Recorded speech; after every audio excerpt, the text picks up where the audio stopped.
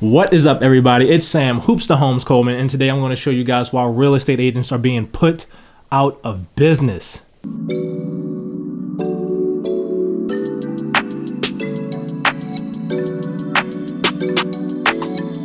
All right, guys, so before I jump in and I tell you guys why real estate agents are going away for a little bit, if you're first time to the channel, feel free to like, subscribe, drop a comment, and add me on all social media. It would mean the world to me. I love engaging with you guys. But there's been this rumor going around that Zillow is trying to put real estate agents out of business. Who knows? Everything happens. I mean, we wouldn't have really Netflix if it wasn't for Blockbuster and Redbox going out of business. And we wouldn't have Uber and Lyft if taxi business didn't go away either. And travel agency, the same thing happened to the travel agents. But what about real estate? How can automation put real estate agents out of business? If you might have watched some of my other videos where I harp on this topic about building relationships, it's so important. It's very near and dear to my heart. I believe that unless a house figures out a way to sell a house to a house, we're going to be around for a while. Unless iBuyers, they start building relationships with home buyers and home sellers. Our buyers like Zillow, Open Door, OfferPad, Purple Bricks, whatever have you, these companies have figured out a way to remove real estate agents and going directly to the consumer. Now, right now, the business model, it works for convenience, but is it in the best interest of the home buyer and seller? Not for the most part, no. They are able to take a large profit by cutting out the real estate agent, but they're still, the buyer and the seller are still paying for the real estate agent. They're just calling it something different. And it's not necessarily in the best interest of the buyer or seller. It's really in the best interest of the iBuyer, because now they're taking the asset and making a profit on it, and the seller is just getting out of their home. So I don't really see how that benefits the seller. And as a buyer, going directly to the iBuyer, they don't really have representation. The iBuyer is the seller, they represent the seller, and that really doesn't benefit the buyer at all. It just simplifies the process, but it's not in the buyer or the seller's best interest. Then there's the lack of leadership. Most people that work for these companies, whatever the iBuyer companies may be, they are what they call order takers. Now, as a real estate agent, as an entrepreneur, I only get paid when I sell something. There's no salary. There's nothing waiting for me, whether I do 2 deals, 10 deals, or 5 deals, I'm going to get paid. Well, it doesn't work like that with real estate agents. I only get paid when I sell something. So if you're going to, let's say, a major bank or somewhere where there's a salaried position, there's nothing wrong with those jobs. But my interest in taking care of you is predicated on how I feel that day. Rather than as a real estate agent, my life is predicated on how I treat you, because if I don't treat you well and I don't do my job, there's nothing waiting for me, opposed to being a part of a corporation where whether I help you, whether I like it or not, I'm still going to get a salary. That's not really in the best interest of the buyer or seller. Being unprofessional. A real estate agent being unprofessional is really hurting our industry.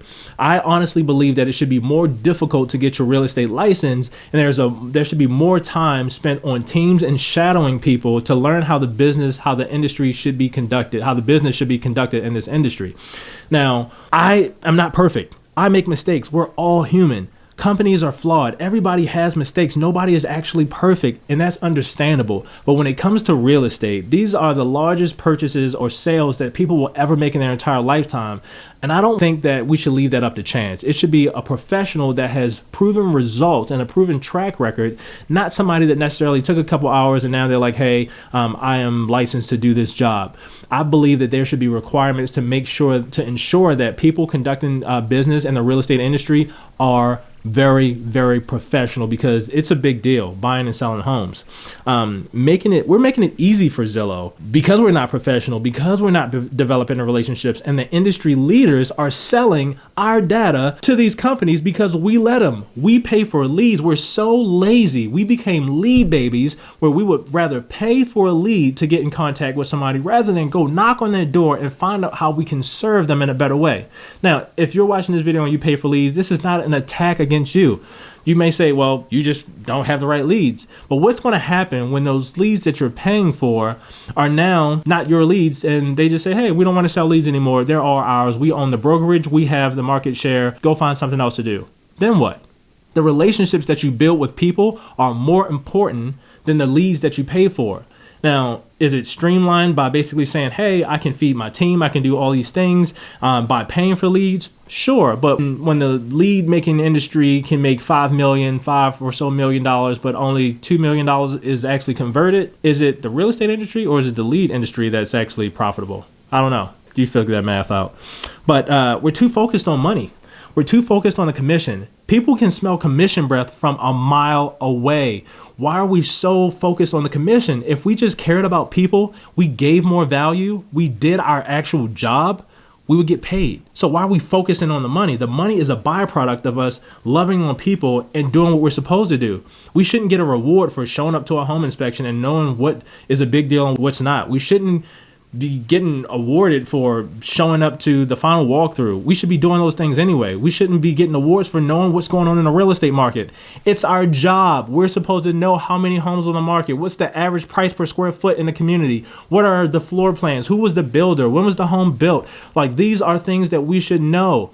Homeowners and home buyers, potential home buyers, they do this 2, maybe 3 times in their entire lifetime. Or if you're like us, we buy and sell homes all the time. But we get to, as real estate professionals, we see this big picture, the macro version of this on a daily basis if you're actually doing business. So our mindset isn't the same as a home buyer or home seller. So we have to create a stupid, simple process in bite-sized pieces to provide the most value possible, because they're not in the real estate industry. If we did that and made people feel more comfortable and they felt like they were a part of the process and provided more of a concierge type of service where, hey, I want to buy a home. This is what actually happens. This is what it's going to do. And we walk them through that process and make it a little bit simpler, and then get them the keys to their home and minimize the stress, carry more of the burden for them. Don't you think more people would want to work with us as real estate professionals? If someone said that they wanted to sell their home and we just said, you know what? Hey, we're going to take your home, do the open houses, market it properly, and then at the end, your home will be sold. And the only thing you had to do was find a place, find a date night to go doing showings.